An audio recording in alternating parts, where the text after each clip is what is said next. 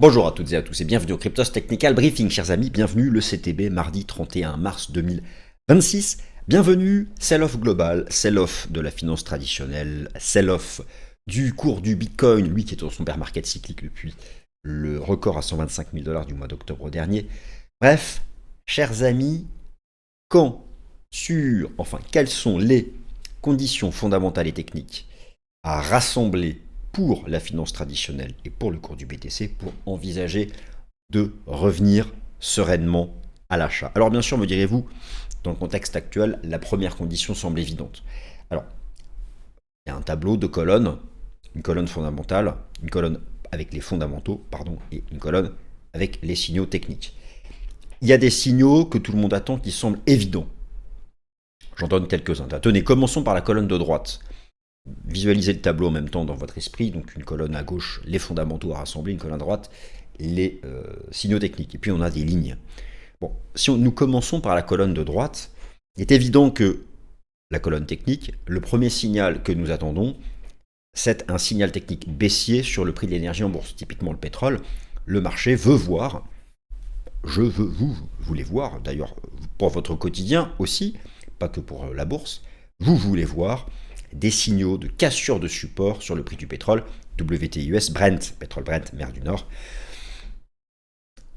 Pourquoi? Bien sûr le quotidien, et puis aussi les anticipations d'inflation, de perspectives politiques monétaires, de banque centrale, etc. D'ailleurs, pareil, avant de revenir sereinement à l'achat, si nous restons dans notre tableau, la colonne de droite, deuxième ligne, les signaux techniques sur les taux d'intérêt du marché, nous souhaitons voir des cassures de support sur les taux d'intérêt du marché, par exemple le 2 ans américain, qui est l'indice de référence pour, en tout cas, le taux du marché qui colle le mieux aux perspectives de politique monétaire de la Fed.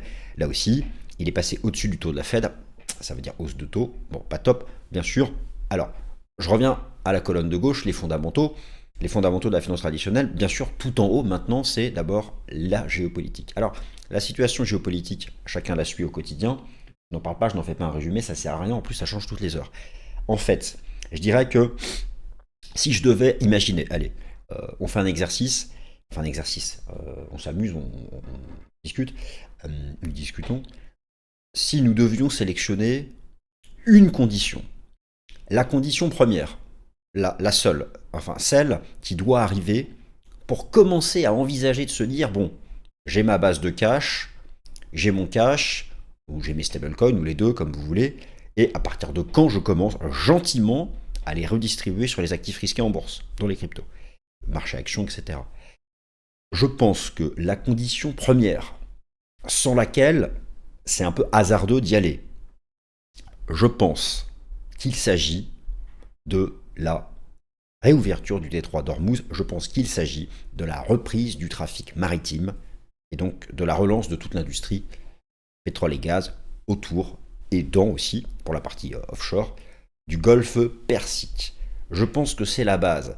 À partir du moment où nous allons avoir des headlines, des news, des top actus qui vont commencer à signifier que justement cette perspective arrive, c'est le début de la construction, du retour du cash sur les actifs risqués en bourse. Alors bien sûr, il y aura plein d'autres conditions à avoir pour envisager la fin du sell-off, notamment des conditions techniques, de support, de survente, etc. Et c'est justement ce dont nous allons parler. Première partie, on fait un bilan rapide des performances en bourse depuis la clôture du vendredi 27 février.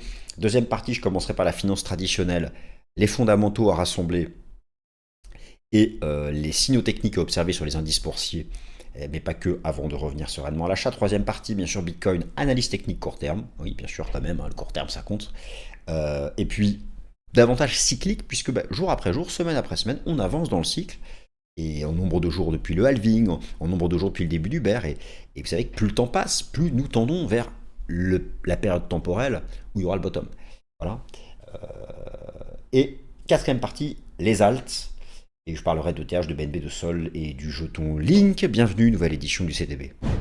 Trader ces cryptos avec un effet de levier, en gérant bien son risque à l'achat, mais aussi à la vente dans les marchés baissiers cycliques. Oui, c'est une option intéressante, mais pas avec tous les inconvénients des contrats futurs. C'est ici qu'intervient le trading au comptant avec effet de levier ou spot margin proposé par Bybit et ou l'entité européenne de Bybit. C'est simple, vous empruntez des fonds avec vos cryptos en collatéral. Un effet de levier jusqu'à 10 exemples, 1000 USDC en collatéral, vous pouvez trader jusqu'à 10 000 $. Le spot margin, c'est tous les avantages des contrats futurs sans les inconvénients. Un intérêt fixe, horaire, connu à l'avance, stable, fini le funding rate des contrats futurs, variable, qui peut être très cher, car il évolue en fonction du rapport long-short du marché. À la différence des futurs, vous tradez directement des cryptos et non pas des contrats dérivés. C'est très simple. Pour accéder à l'offre spot margin sur votre compte, vous activez via un bouton le trading spot margin. N'oubliez pas d'ajouter vos actifs en collatéral. Et chers amis, pour finir, bonus pour les nouveaux utilisateurs, 20 $ en USDC offert pour un dépôt minimum de 100 $ sur Bybit et plus 20 € en BTC pour tout utilisateur déposant 100 USDC dans les 7 jours suivant son inscription. Chers amis, le lien est en description pour accéder au bonus. Allez, c'est parti, nous commençons par un bilan. Bilan depuis la clôture du vendredi 27 février 2026, ici sur TradingView. Et le bilan, qu'est-ce qu'il nous montre? Que le pétrole est en hausse de 47%, que le gaz est en hausse de 24%, que les taux sont en hausse de 8%, que les indices boursiers sont en baisse entre 5 et 10%. D'ailleurs, attendez, parce que je vais vraiment commencer à la clôture du vendredi 27, voilà, c'est ça. Le SP500, regardez le SP500 qui nous a fait un beau drop. Alors, la baisse en fait a commencé dès fin janvier, mais vous voyez qu'elle prend de l'amplitude.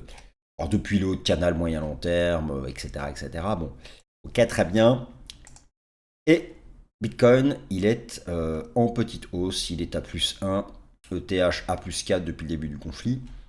Franchement, l'or est à moins 13, l'argent est à moins 25, chers amis. Sur cette période, en faisant le choix, vous comprenez ce que je veux dire, en termes de hedge, si vous voulez, il n'y a même pas débat. Quel était le meilleur choix entre les métaux précieux et la crypto? En tout cas, sur cette période. Bien sûr, cela ne veut pas dire que le bear market est terminé. Beaucoup d'optimistes souhaiteraient que le point bas soit à 60K. Ça reste quand même peu probable. Mais tout ça est plutôt quand même de bon augure pour le prochain cycle bullish. Avec Bitcoin, c'est bien, c'est que Bitcoin, c'est un peu le seul actif du monde où l'on connaît sa tendance à l'avance, c'est-à-dire qu'il y a une année de bear market, 3 années bullish, et ce schéma semble vouloir se répéter, donc au final, nous ne pouvons qu'être contents de cette année de bear market qui confirme que 2027, il rend probable que 2027, 2028, 2029 seront des années bullish, conformément donc à la fois au cycle de 4 ans et aussi à l'institutionnalisation, beaucoup de choses. Donc effectivement, sur cette période de guerre, Bitcoin surperforme. Il n'est pas pour autant bullish, d'accord, il est flat. Et cette surperformance, on le voit à travers les renversements haussiers des ratios Bitcoin Gold, mais aussi Bitcoin S&P 500, qui, d'un point de vue de leur momentum, ont donné les signaux de fin de bear market. Donc, en fait, ce que l'on sait, c'est que d'un point de vue relatif, le bear market est terminé. Le bear market est terminé par rapport à l'or. Regardez un peu le... Ici, c'était les retournements, c'était les fins de bear absolus en plus. Alors, le pire, c'est qu'à l'époque, les fins de bear absolus, donc en dollars, correspondaient aussi aux fins de bear relatifs. Alors là, je ne suis pas certain qu'on ait un fin de bear en USD. Vous connaissez mon point de vue, je pense que c'est davantage la zone des 45-55. Mais d'un point de vue relatif, on a des choses ici qui sont intéressantes à travers les signaux qu'on donnait sur cette période de guerre, les ratios Bitcoin Gold et Bitcoin S&P 500. Alors, finance traditionnelle, les conditions pour revenir à l'achat, les conditions techniques. Déjà, pour moi, la première condition technique, c'est de revenir sur des niveaux de support majeurs. Alors, on ne peut qu'apprécier le fait que l'analyse technique, ce sont des schémas qui se répètent. Voilà. Ce sont des schémas qui se répètent, bien là, tout s'est répété. Nous l'avions vu ensemble, ça, hein, le signal de... Alors, là, franchement, on ne va pas simplement dire que c'est facile après coup. Non, non, c'est pas facile après coup. Nous l'avions vu. Cette sortie de Kumo, similaire au signal de la guerre commerciale, similaire au signal du début du bear market de 2022, ou encore similaire ici au crash Covid. C'est vrai que là, ce qui est intéressant quand on répète des schémas, c'est que du coup, on peut projeter ces schémas.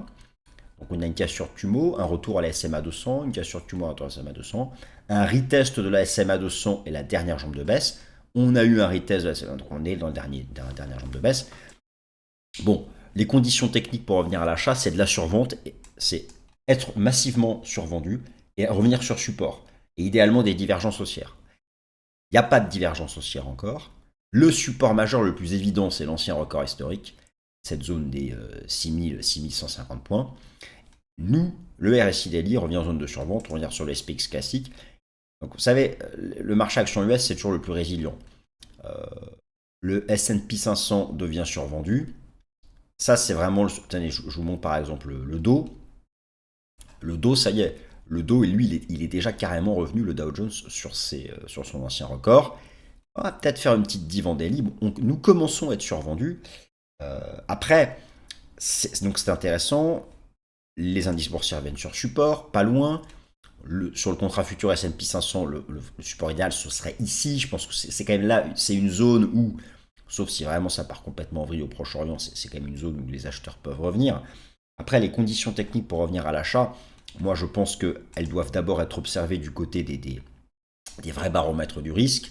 C'est difficile de revenir à l'achat, si vous voulez, massivement, si vous n'avez pas un signal technique baissier sur le pétrole. Ça, vous connaissez sa cartographie, vous l'avez fait à plusieurs reprises.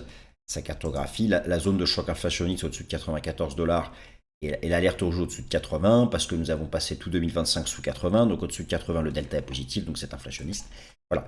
Donc si vous voulez, c'est vrai que sans un pétrole qui réintègre, il faudrait réintégrer 80 $ au minimum, repasser sous les 95 durablement, pour vraiment se dire, allez, c'est bon.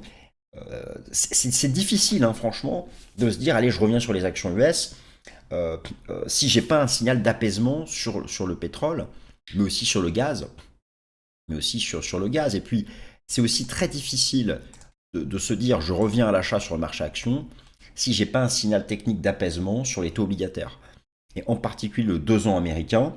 Le 2 ans américain, qui est le taux obligataire du marché qu'anticipe le mieux l'action à venir de la Fed.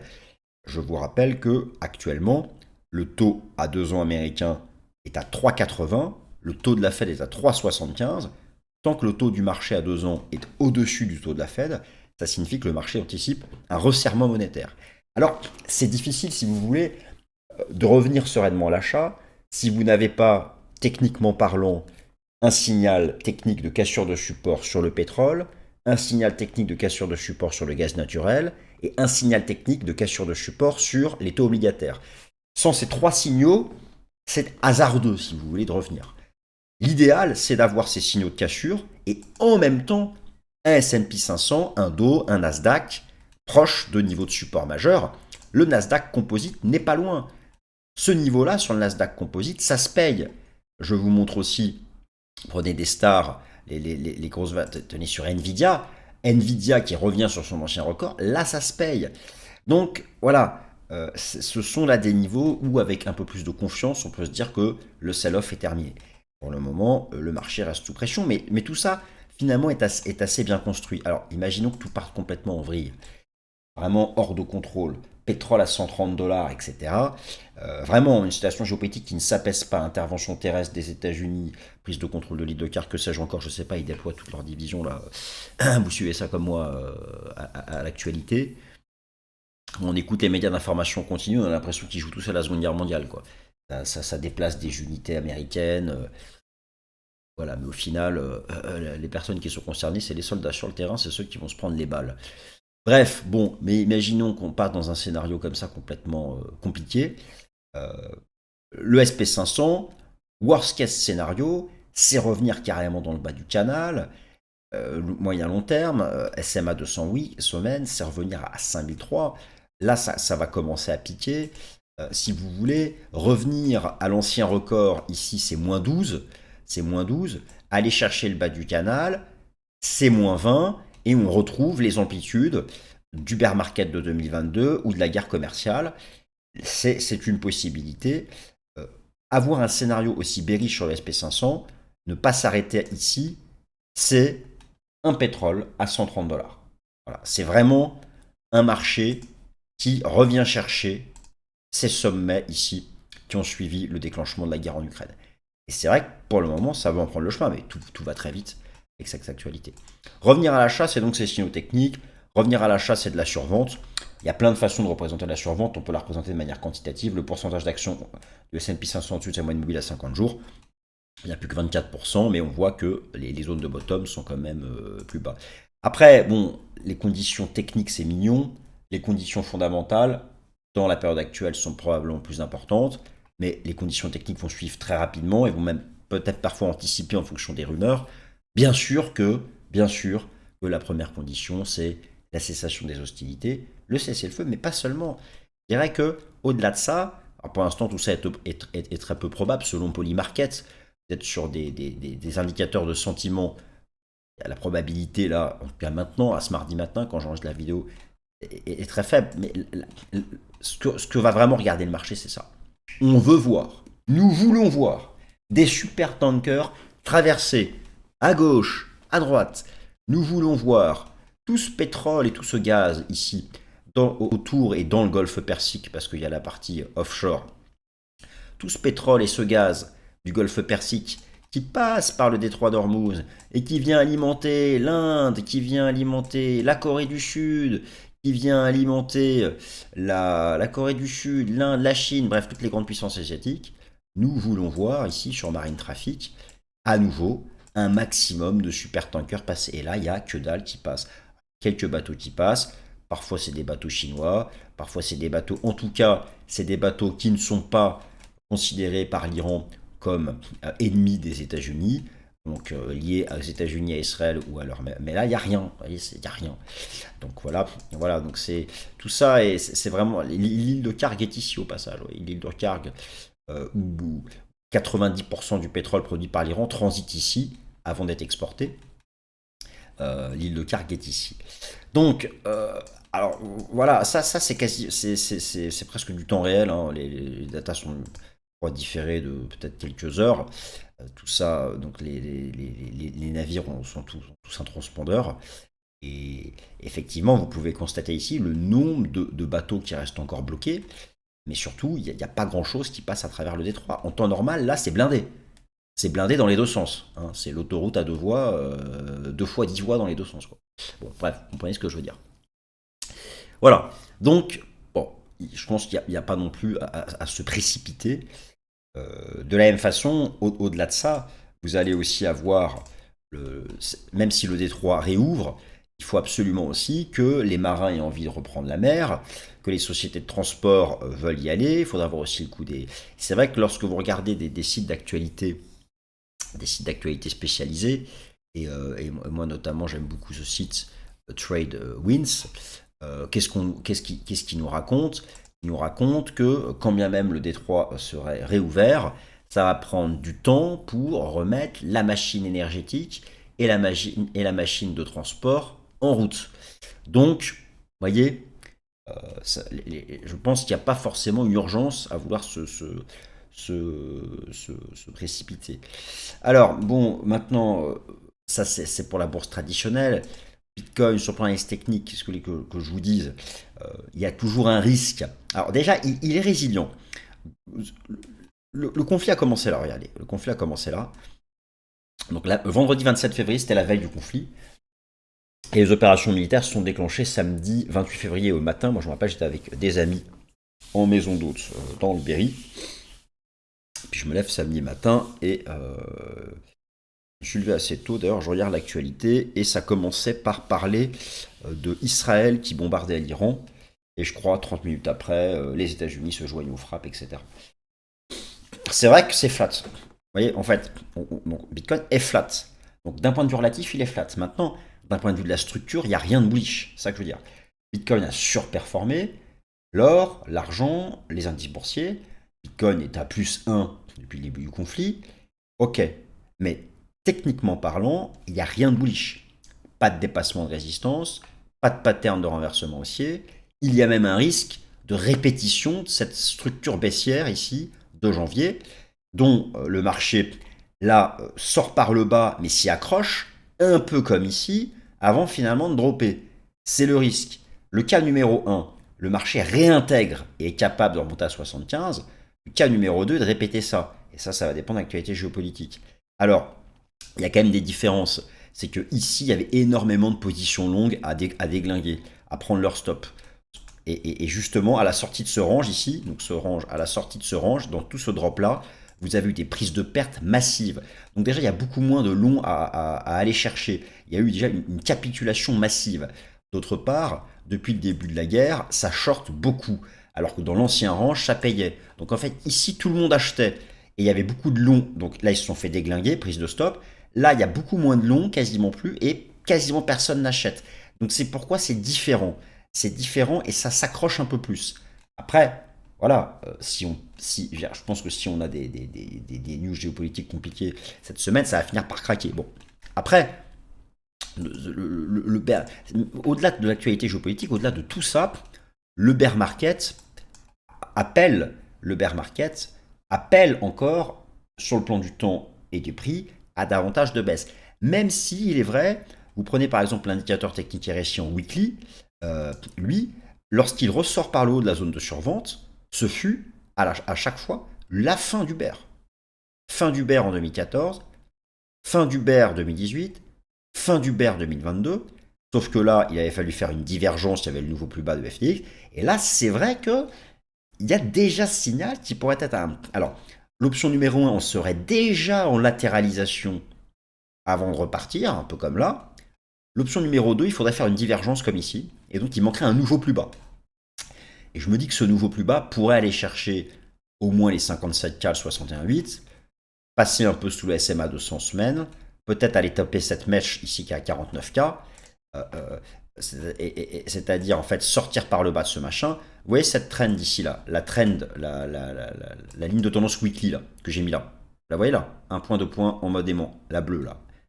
Elle est là, je l'ai reportée en daily. Donc vous voyez que ça donne 54-55. Je vous ai fait la semaine dernière un topo sur les meilleurs indicateurs on-chain pour le point bas du bear. Je vous remonte le CVDD qui est à 47, le prix réalisé à 54, la loi de puissance est à 53-54, la trend comme par hasard à 54-55. Voilà, je me dis qu'à un moment ou à un autre, quelque part dans l'année, on ne va pas échapper à ça.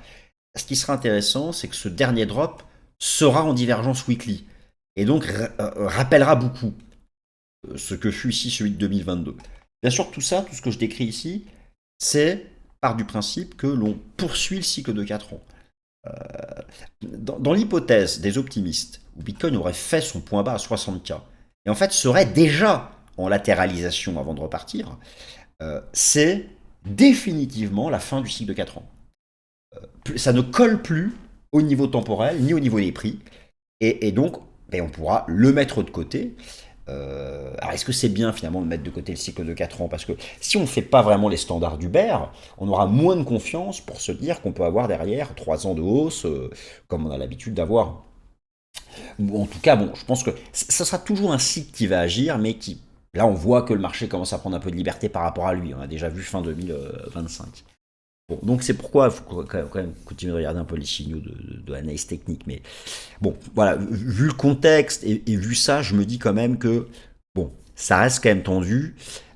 Et moi, je continue de penser que le bottom final sera entre 45 et 55. Et bon, on va dire 50K, voilà, 50K.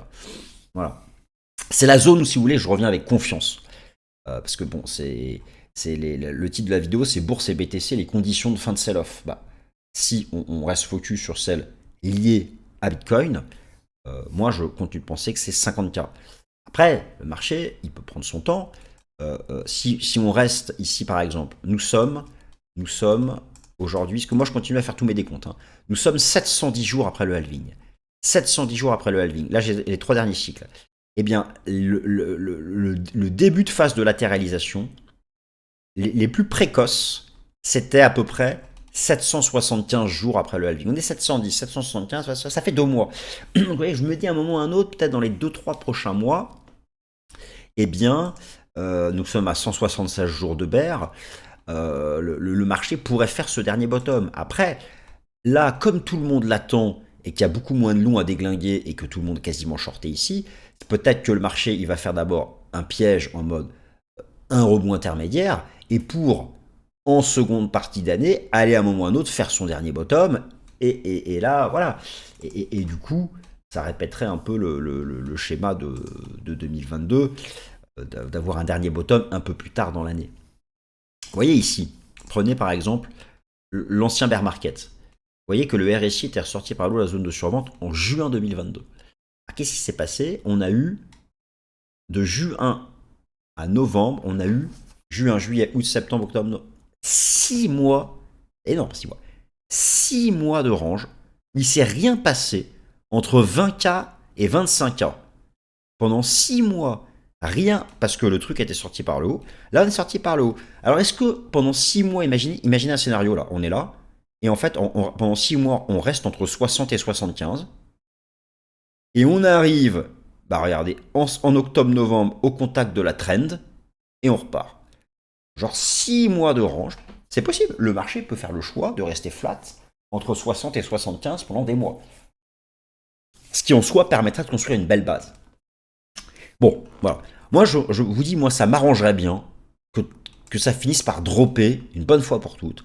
Ça m'arrangerait bien qu'on fasse enfin le dernier drop vers les 50, qu'on aille chercher les super indicateurs de fin de bear qui ont toujours bien fonctionné, qu'on fasse enfin les ratios de retracement standard, au moins le 61,8 à 57K. Et là, je sais qu'en plus, parce que j'arrive à projeter les trucs, je sais qu'on aura les divs. Et là, ça va devenir vraiment sympa de se dire, bon, bah ça y est, c'est bon, on commence à rentrer, etc., etc. Voilà. Bon, bien sûr, tout ça s'applique. C'est un peu la même réflexion sur beaucoup d'autres jetons. Alors, même s'il y a plein d'autres jetons qui sont repartis. Hein, les jetons liés à l'IA, les jetons liés à l'IA de différentes façons, c'est pas tous les mêmes, hein, mais les renders, les FET, les Tao, il y a beaucoup déjà d'alts qui construisent des bottoms. Donc, tout ça est plutôt pas mal pour l'avenir. Pour ETH, c'est exactement le même raisonnement que Bitcoin. Hein. On a la même pattern, c'est la même chose. C'est exactement c'est le même raisonnement. Euh, L'hésitation entre. Donc, si y a le dernier drop, il sera entre 1400 et 1700. Mais voilà, pour l'instant, le marché dans sa espèce de latéralisation qui est très similaire, à Bitcoin. On est dans la même situation sur BNB et Sol. Euh, et de manière générale, tous les jetons. Link, au sein du marché crypto, il y a des thématiques. Link, c'est la thématique de. Je m'étire, attendez. Un peu fatigué. Link, c'est la thématique de l'interopérabilité. Comment les blockchains fonctionnent, les liens, les communications, les échanges qu'on peut faire de blockchain à blockchain. Link, très bien. Et lui, c'est le patron. Institutionnalisation. Voilà, il y a des milliards qui tournent là-dessus. C'est incontournable. Link est l'incontournable de l'interopérabilité. Euh, Entre 4 et 9, ça se paye. Regardez, à l'époque, l'énorme zone d'accumulation de l'ancien bear avant de ressortir. Et là, vous voyez, on a la même pattern que sur Bitcoin. Regardez, Bitcoin, on a cette pattern où tout le monde se dit que c'est un drapeau de continuation baissière. Vous avez la même sur ETH, on se dit que c'est un drapeau qu'on va sortir par le bas comme ici, mais justement, comme tout le monde l'attend, est-ce qu'on va vraiment le faire? Bon, en tout cas, si on le fait, ce sera, je pense, la phase finale du bear en termes de prix, et après va démarrer la vraie latéralisation. Au final, bon, peu importe que le marché fasse son choix et qu'on sache qu'on ait enfin notre schéma. Et Link, c'est vraiment le cas d'école Link de ce que c'est qu'un renversement à la hausse. Quand je vous parle de latéralisation, regardez, Link, donc là c'était le cycle haussier de 2019 à 2021. Le bear market, la latéralisation et ensuite le nouveau bull, le bear market. Et là donc on est, voilà, soit on l'a déjà démarré, soit il manque ce dernier drop, on va plutôt la faire vers 5, latéralisation, et pour moi derrière ça repart. Je m'attends au pire à une répétition de ce schéma pour ensuite repartir. On est déjà en zone basse, ça commence peut-être même à diverger en weekly, donc vous voyez, on n'est pas loin, mais la pattern est la même que sur Bitcoin, sur ETH, que sur Sol, que sur BNB, donc c'est Bitcoin qui va décider. Là, en tout cas, ça va être intéressant pour conclure, parce qu'on est au bord du gouffre, beaucoup font la comparaison avec ça, ça ressemble beaucoup en termes de prix, mais ça ne ressemble pas en termes de positionnement. En termes de positionnement, notamment position effet de levier. Donc, et en termes d'indicateurs de sentiment, en termes de peur, ça ne ressemble pas. Voilà. En tout cas, s'il s'avère que le marché devait donner cette séance-là, imaginez un gros rejet comme ça. Donc vraiment, boum, une grosse rouge, et on répète le schéma. Dites-vous bien que nous irons chercher les 54, 55K, et c'est-à-dire la trend, le 61,8, passer sous la SMA 200, donc par ici, on va vraiment là être dans la zone d'entrée en latéralisation. Moi, si je devais faire un pari de schéma de fin de bear, c'est qu'à un moment ou à un autre, on va dropper par ici. Alors, est-ce que d'abord on fait ça? En fait, le cas numéro un, on finit par dropper. Alors, il y a trois cas de figure, quoi. Le plus optimiste, on est déjà en latéralisation. On latéralise, latéralise, latéralise, latéralise, et on finit par repartir au second semestre.